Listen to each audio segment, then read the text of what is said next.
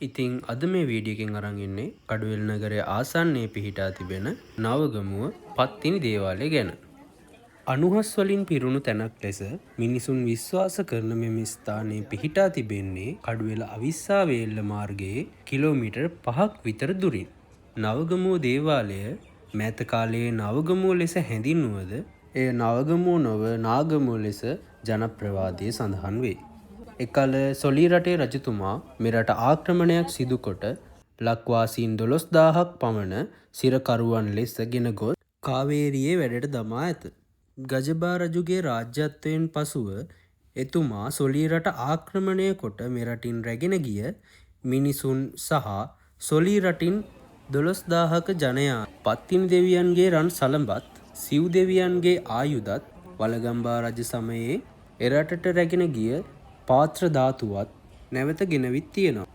ඒ ගෙන එන විට ඇති වූ විශාල කුණාටු තත්ත්වයකට මුහුණ දුන් ගජබා රජු ඇතුළු පිරිස එයින් බේරී කැලණිය ගඟ ඔස්සේ පැමිණ රාත්‍රී කාලය නවගමුවේ ගත කර ඇත. කැලණි ගඟ අසල නාගස් ගුමුවක පූජාසනයක රන් සලඹ සහ පාත්‍ර ධාතුව තැන්පත් කොට ඇත. පසුදින අනුරාධපුරයට පිටත් වීමට එම ස්ථානයට ගිය විට සලඹ වටා සුදු නාගයින් 7 දෙනෙකු සිටින බව දැනගත් රජතුමා පූජාසනය වට කර මෙම දේවස්ථානය නිම වූ බව සඳහන් වේ.